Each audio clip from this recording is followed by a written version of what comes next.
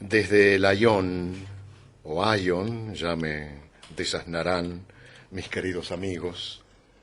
Espera, voy a cortar, no tengo acá. Vamos a apagarlo así.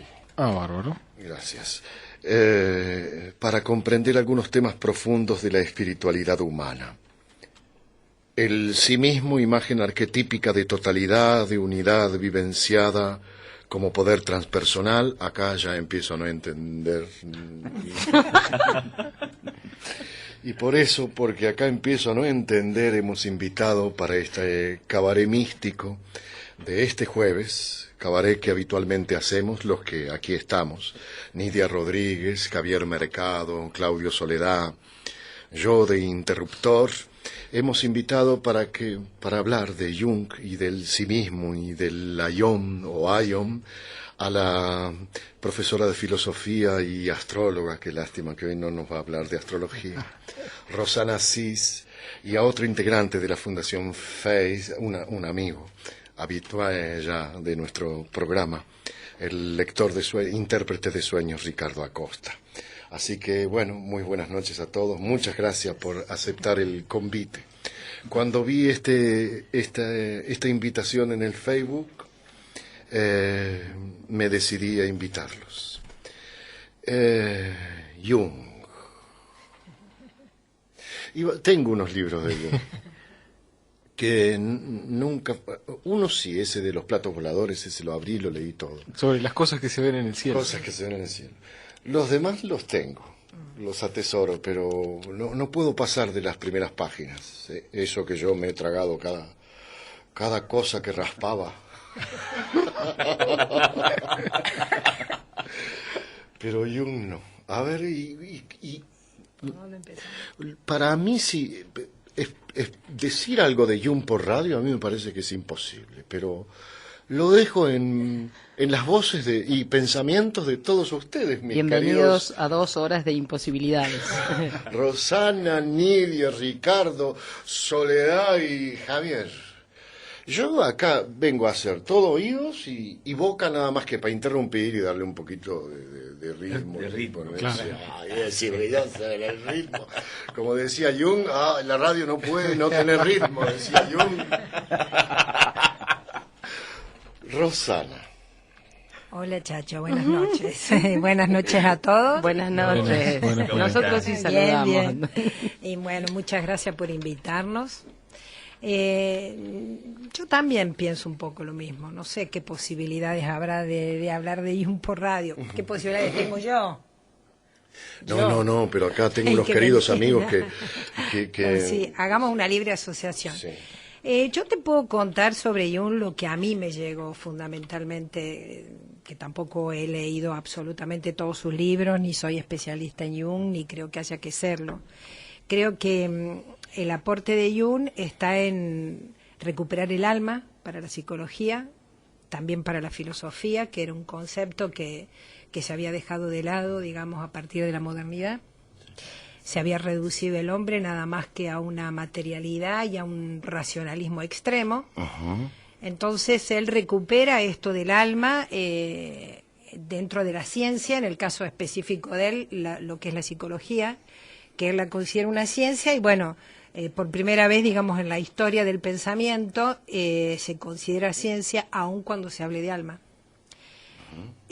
También creo, así haciendo unas aproximaciones como vos me presentaste, después me gustaría que lo conversáramos entre todos. También creo que se ha puesto hace un tiempo bastante, no sé cómo decir, de moda Jung, o está apareciendo así en varios lugares, lo cual me parece interesante porque fue un pensador desacreditado en el ámbito de la academia. Jung no se lo estudia casi nada en la Facultad de Psicología. Ajá. Y bueno, y en las otras menos, Claro, por sí. supuesto. También creo que el tema no es ser especialista en Jung, que es un pensador complejo, sino en tomar algunas de las cosas, algunas de las herramientas que él da, que podemos hablar esta noche sobre los arquetipos, el sí mismo, el alma, y hacerle un poco lo que él invita a hacer, y que es lo que él también hizo con su vida, que es el autoconocimiento.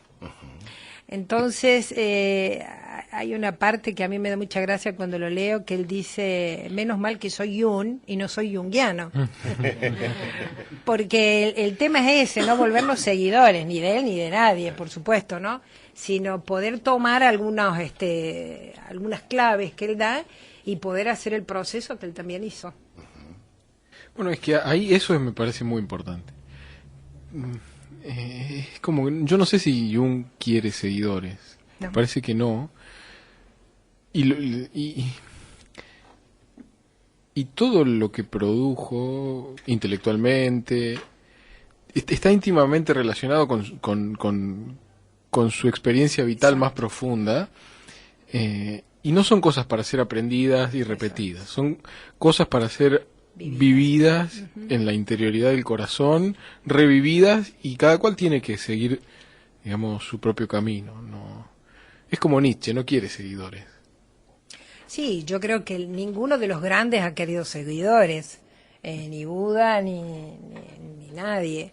El tema es que después nos confundimos el medio con los fines, porque él lo que da son herramientas que nos ayudan, porque él mismo lo dice, por ejemplo, para entender este arquetipo tan importante como es el sí mismo, que es un arquetipo nuclear, que representa una idea de totalidad, de espiritualidad, de unidad, y que él en el Lion lo va a analizar dentro de lo que es el León o la era cristiana, porque él identifica esto de Cristo con el arquetipo del sí mismo. Y a mí me gusta en una parte cuando él dice que si nosotros no tenemos algún tipo de tradición, o sea una religión, sea una filosofía, un mito, una leyenda, hay cosas que se nos escapan. O sea, no las podemos captar. Si no tenemos una tradición. Sí.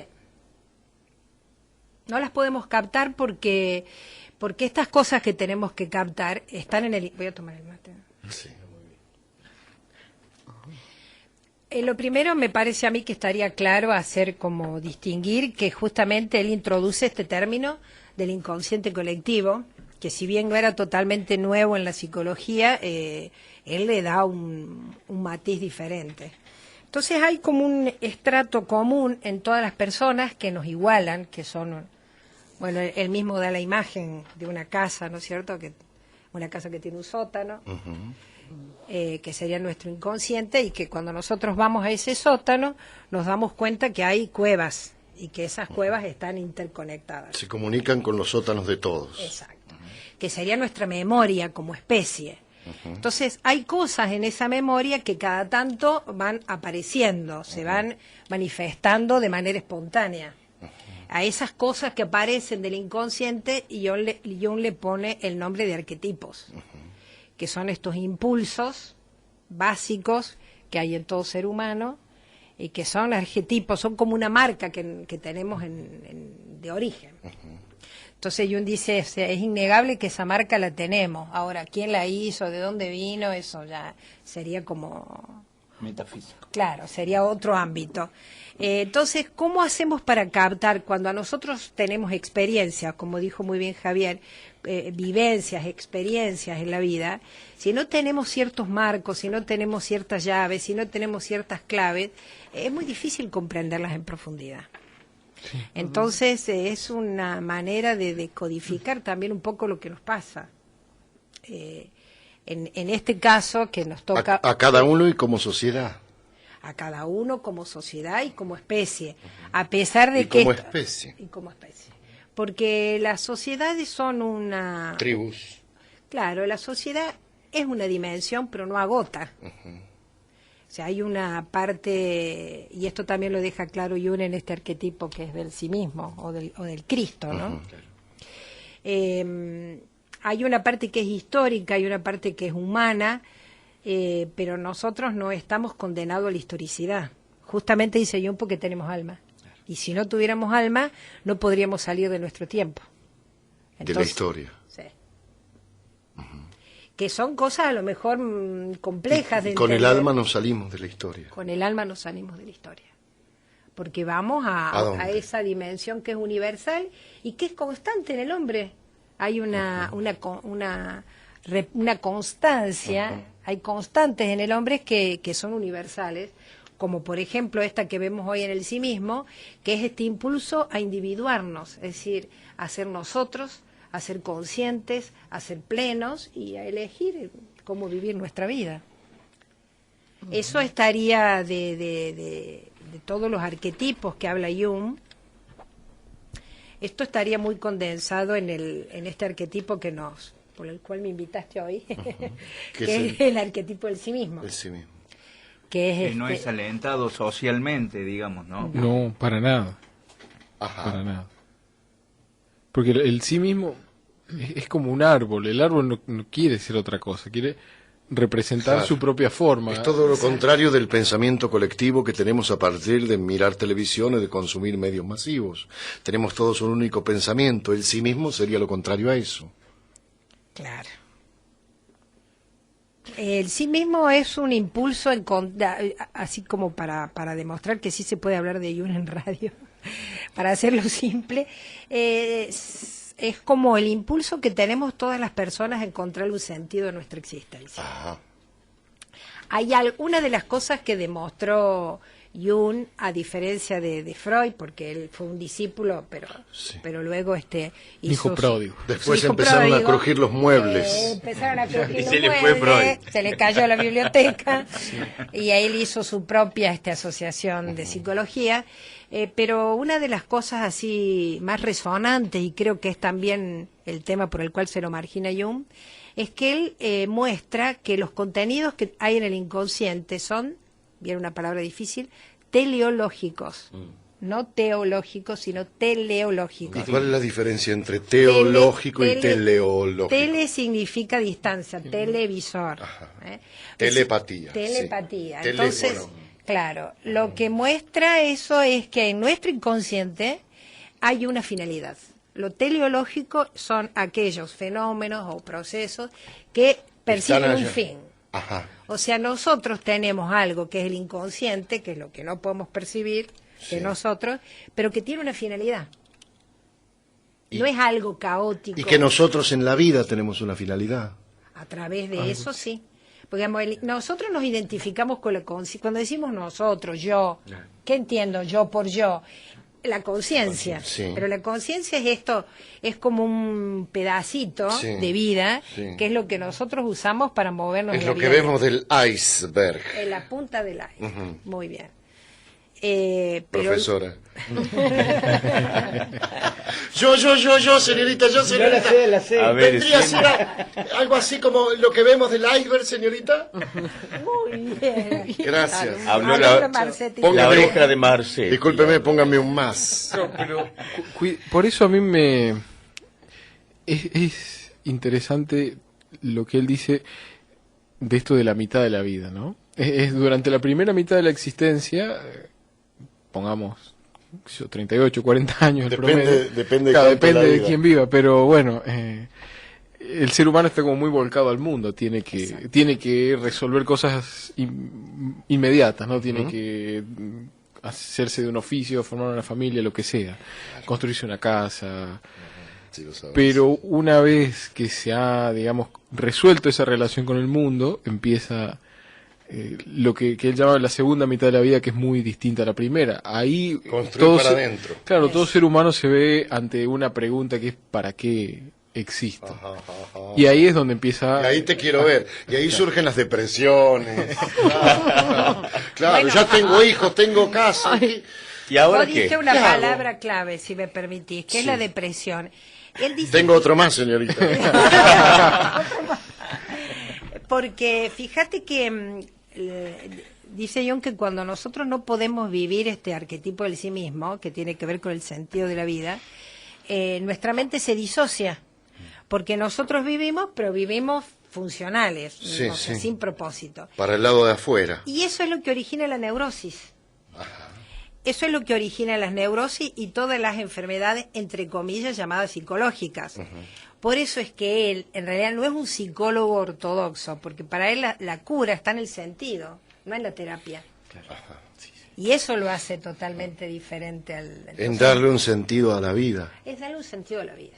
Y lo bueno Porque es que- lo tiene, porque Rosana. lo tiene. Muy bien. No es como mi maestro del teatro del absurdo, Ionesco, ni como el otro maestro del teatro del absurdo, Beckett, de que la vida no tiene ningún sentido y por ende la creación es absurda. No es absurda la vida, Rosana Cis.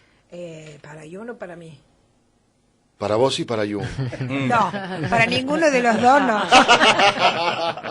No, Así que estamos para algo. sí. Estamos para ser. Y Javier. lo vamos sabiendo en el correr de los días, el para qué estamos. Si lo observamos, sí. Sí, con suerte. Y hay ¿no? quien no los sabrá jamás.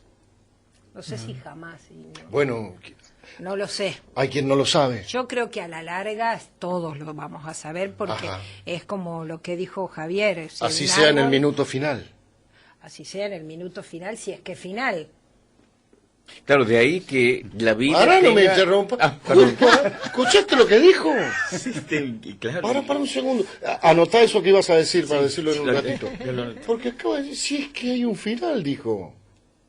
¿Vos escuchaste eso? Lo escuché y. Si es que hay un final. y ¿Y cómo carajo una- no va a haber un final? Es que la. Si yo he ido a cualquier cantidad de velorio. Antes iba, me llevaba a mis viejos, eran velorios de los viejos, eso. Ahora ya son velorios muy cercanos, ¿eh? Y Sí, el misterio fehacientemente humano. el tipo El misterio humano es que es picho. el ser humano no conoce que su vida es teleológica por naturaleza. Es por naturaleza. No hay que Es inventar decir, los sentidos. tiene un fin. Viene de lejos y va aunque a nosotros, lejos. Aunque nosotros nos pongamos un fin por nuestra profesión, Fines familia, tontos, sí. Nos fines pongamos fines inmediatos, claro, inmediatos, ¿no? inmediatos, sí. El fin último del hombre Sí. es un fin, el fin, que es el fin como el bien con mayúsculas, ¿no? Que es lo último de nuestra vida. Lo último. Lo último de nuestra vida, ¿no? Ajá. Es la posesión de ese fin. ¿Sí? Hay una meta, la desconozco, Pero hay. pero hay, ¿no? Si la conociéramos todo, valoraríamos mucho la vida. Entonces esto sería un gran aburrimiento o un gran problema Sí. o una gran aventura. Sí, sí. Sí. Sí, Es yo gran plenitud. Mira, pensaba que justamente eso de entender que tiene un fin o acercarnos de alguna forma, aproximarnos a esa sensación de que la vida tuviese una finalidad. Por ejemplo, en mi caso no es una vivencia tan clara. Pero sin embargo hay algo que me lleva.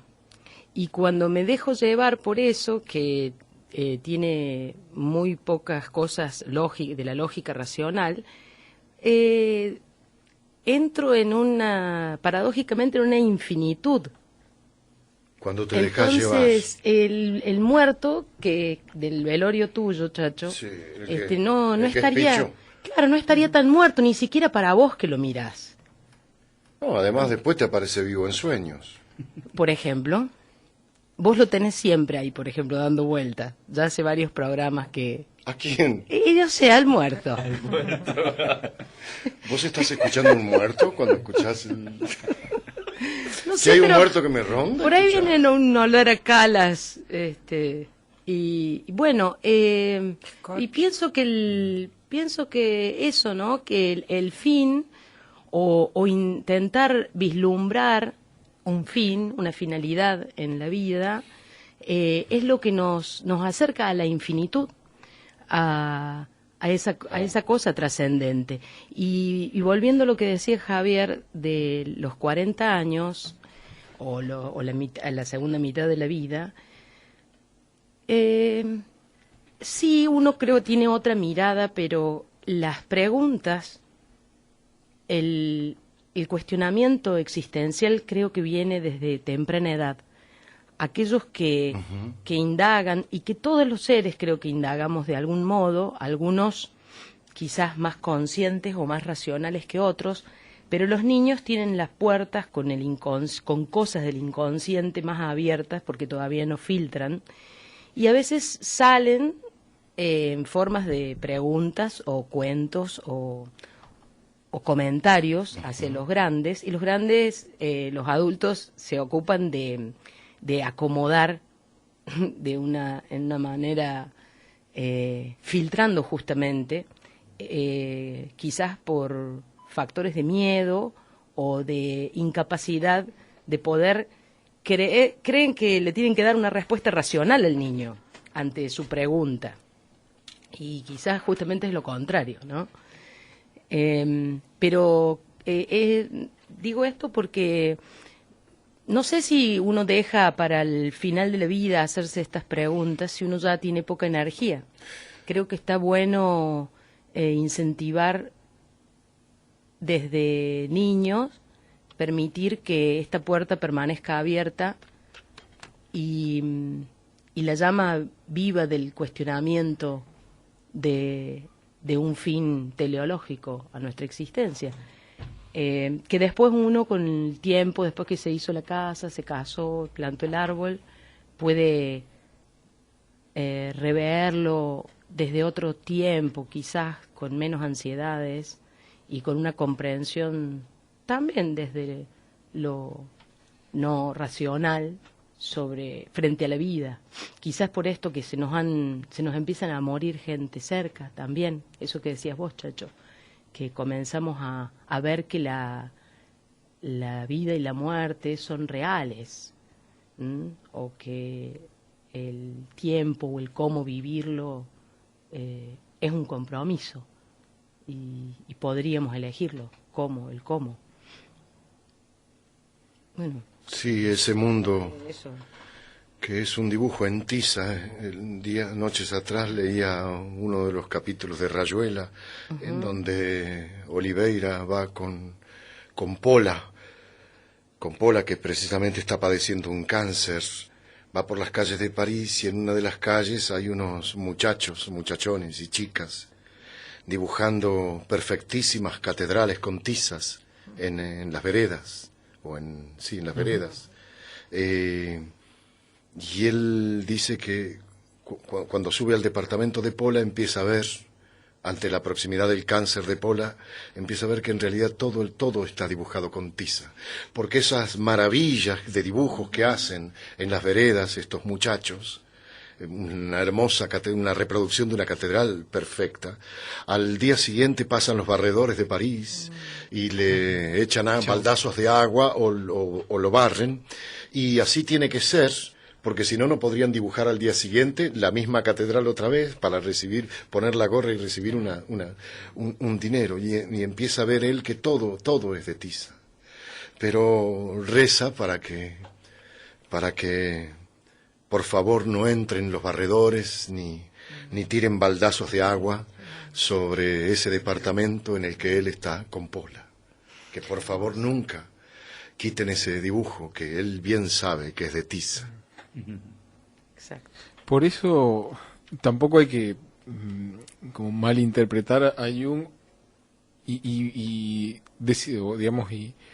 creer que esto de que hay un sentido, de que hay un telos, una finalidad, es algo material, que yo tengo que hacer esto o caer en una cuestión así futurológica, digámoslo, sino que está muy claro porque lo escriben en la primera página, la primera oración de la autobiografía. La historia de mi vida es la autorrealización del inconsciente. Así empieza la autobiografía de él. Y este fin, este sentido es la búsqueda del sí mismo, que también la llama Imago Dei, como imagen de Dios que está en el fondo del alma de cada uno, y que eso brote, que eso florezca, que crezca como un árbol, es el sentido. Y para cada uno reviste una forma distinta, no es, digamos, no es algo que se pueda enseñar mecánicamente. ¿Cuál es el sentido de cada una de nuestras vidas? Claro, por eso el sí mismo también es un arquetipo tan complejo y que tiene tanta fuerza, y cuando aparece... Pero los sentidos no tienen asuntos todo. Universales, como el sentido del guerrero, el sentido del curador. Indudablemente que se va agrupando en torno a figuras más o menos simbólicas, bueno, podemos hablar de eso. Pero el camino es el camino de cada uno, y cada uno lo recorre a su modo. No se puede enseñar a descubrir el arquetipo del sí mismo. ¿Y quién nos enseña cuál es el camino, dónde podemos ver cuál es el sentido de nuestras vidas. ¿A dónde recurrimos? Bueno, ¿A la carta astral? ¿A los sueños? No, es algo fenomenológico, o sea, algo que se da en la vida y bueno, y él da claves, por ejemplo, a través de lo que son las visiones que se presentan de forma espontánea, a través de lo que es la imaginación creativa, que se puede manifestar en cualquier tipo de arte, ¿A través del destino? a través de... Cuando nos cruzan nuestro camino con algo. Bueno, él tiene una forma, pero ya te digo lo del destino. Y otra cosa sumamente importante que él da para reconocer este imago Dei, esta imagen de Dios que es el sí mismo, son los sueños. Claro. Porque en los sueños, por eso los sueños para él son sagrados, porque ahí se manifiestan los sueños en los mandalas, o sea, en los dibujos de círculo. El arte está lleno de eso, de estas representaciones.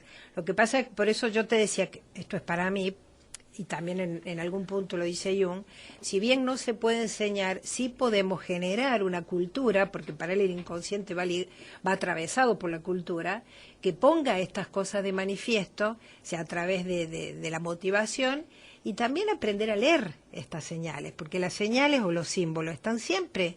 Ajá. Lo que pasa es que nosotros no tenemos la práctica de esa comprensión o de esa lectura. Ajá. Entonces, por ejemplo, en este libro que vos leíste en el Ion, que él toma este imago Dei o esta imagen de Dios a partir de cómo se da en un eón, en una época que son los 2000 años que llevamos del cristianismo. En estos 2000 años hay una imagen de Dios. Exacto. Pero vos dijiste que es la imagen del sí mismo también. Exacto. Entonces, acá él hace en este libro una pregunta muy interesante y es la siguiente. Si el arquetipo del sí mismo es Cristo, o Cristo es el sí mismo. El sí mismo de cada quien. El sí mismo de cada uno de nosotros. Si el sí mismo es una manifestación de Cristo, o Cristo es una manifestación del sí mismo. Y ahí dice él, depende de la respuesta que nosotros damos, es cómo nos alineamos. Así que a ver si te sacas otro más. Y lo interesante es lo que responde él. Porque él en todo momento, o sea, es un libro hermoso el Ion y un poco complejo también, sí. Porque él está hablando de cuestiones que vienen de la religión, pero con un enfoque psicológico. Entonces todo el tiempo va haciendo esta distinción, esto no es metafísica, esto no es religión, esto es psicología. Entonces dice, para mí la respuesta verdadera es que Cristo es una de las manifestaciones del sí mismo. Porque siempre, Claro, siempre, no para siempre, los cristianos. claro, el sí mismo es en algún punto inagotable, no se cierra, siempre va a quedar algo por descubrir, por conocer, también esto del camino del sueño, ¿no? Que termina y empieza, ¿no? No se puede hacer completamente, siempre se nos va a escapar Claro, por algún de lado. todas formas no tiene el otro libro que analice tanto un arquetipo del sí mismo como él hace con Cristo. No. Y eso también es llamativo.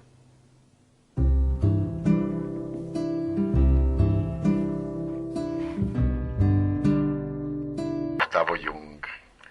Aquí Rosana me acercó el final de una de sus charlas. Ella cierra la charla con un testimonio sobre el nacimiento de Cristo vaticinado por un poeta en la famosa égloga cuarta de Virgilio, poeta romano que vivió en el año 70 antes de Cristo, en donde canta la llegada de un niño que traerá una nueva edad dorada a Roma.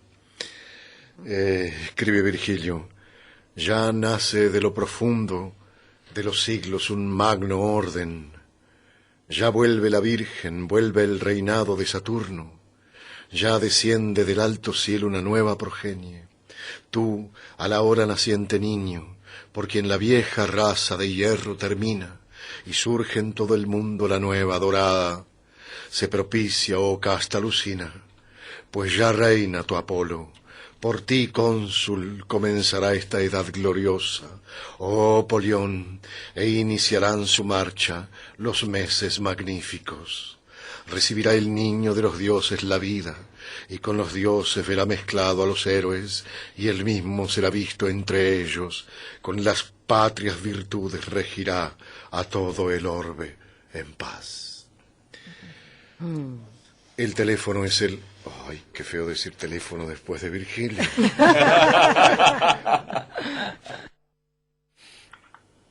Qué lindo eso.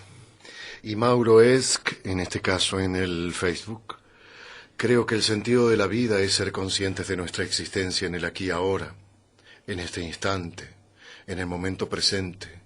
La vida se hace difícil cuando nos enroscamos en pensamientos a futuro que traen angustia, preocupaciones e inseguridades.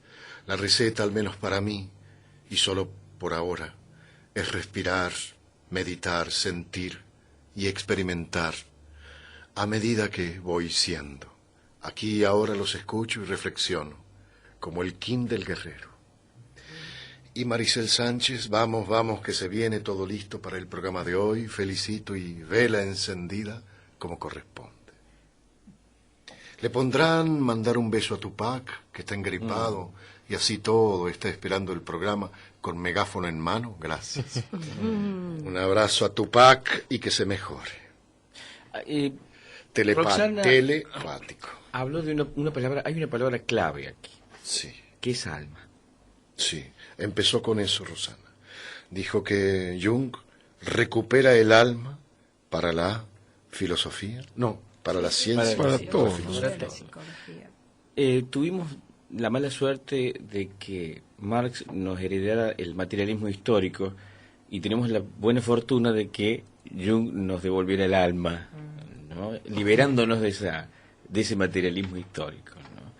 Y creo que una de las llaves que habló también Roxana sobre el sí mismo tiene que ver con la evocación o el comentario de los mitos, ¿no? Creo que tiene una importancia no menor también los mitos, la narración, la repetición del mito como poder curativo,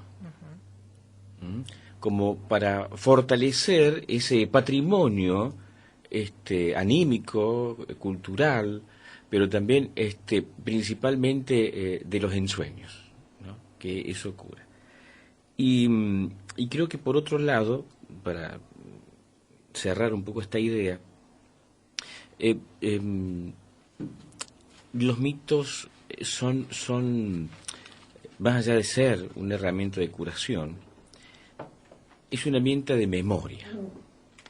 Es una herramienta, un instrumento de memoria que permite que estas raíces permanentemente se nutran para sostener todo, como dijimos en alguna oportunidad, la genealogía, nuestra genealogía, ¿no? Son raíces que no se van depurando en sí mismas, pero para generar vida a los nuevos. No es que los nuevos fortalece lo viejo sigue fortaleciendo lo nuevo cada vez que lo nuevo aparece.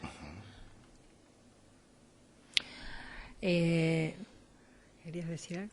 Sí, yo creo que el tema de los mitos está tal cual como vos lo decís, y esa es otra de las cosas también que lo considero un aporte de Jung, dejar de ver los mitos como una superstición o como estas explicaciones que daban los hombres cuando no tenían las respuestas correctas.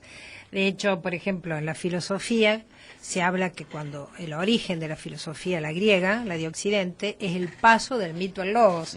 Es decir, dejamos de lado todas esas creencias erróneas y pasamos a explicar a través del logos. Y no es así, porque el mito tiene una resonancia, sus narraciones, que llegan a un lugar de profundidad donde no nos llega la razón. Y siempre están dando un mensaje que termina siendo asentado en algún tipo de valor, en algún aprendizaje. Depende de los dioses y los héroes que participen en esto, ¿no? Y lo interesante, ya que vos nombraste los mitos de Lyon, es que acá, digamos, en todos los demás textos, Jung trabaja con las mitologías politeístas, ¿Mm? Cuando habla, por ejemplo, de todos los dioses griegos y cómo cada uno va representando un tipo de impulso, el impulso claro, un arquetipo, el guerrero, el anciano sabio, la madre y El loco. el loco. Y acá en este libro trabaja con una mitología monoteísta que sería la cristiana. Que por supuesto, si yo tengo algunas experiencias de haber planteado el cristianismo como una mitología en ámbitos religiosos, o sea, Cristo como símbolo, en este caso símbolo de la divinidad, y hay un rechazo total. No gustó. No gustó. No gustó porque yo creo que esto que voy a decir de la memoria, pero también en la memoria está que el mito es una narración equivocada cuando decimos nosotros, pero eso es puro mito. Claro, sí. Diciendo, no vamos a creer en eso. Sí. O sea, hay que la palabra está connotada muy negativamente. Sí, sí. Sí, Y lo más curioso es que en esa plasticidad que tenían los griegos para las cosas, ¿no? Que epos significa palabra, rema significa palabra, logo significa palabra, mito significa palabra en algún punto. Y ¿para qué tantas palabras para la palabra? Y yo creo que son como distintas palabras. Y la palabra que trae el mito es como una palabra que viene del origen, ¿no? No viene como el logos, que puede ser una palabra de la razón en algún punto, o como la del epos, de la épica. Es una palabra bien que misteriosa, que viene de otro lugar. Palabra puente. Claro. Un puente entre la trascendencia y la poesía, que sería lo más alto para el vocabulario humano. Después viene esa palabra que conecta con fuerzas y, como decíamos, con contenidos, que también lo vemos en los sueños, ¿no es cierto?, que son ese impulso a ser, ¿no?, que late en nuestro interior.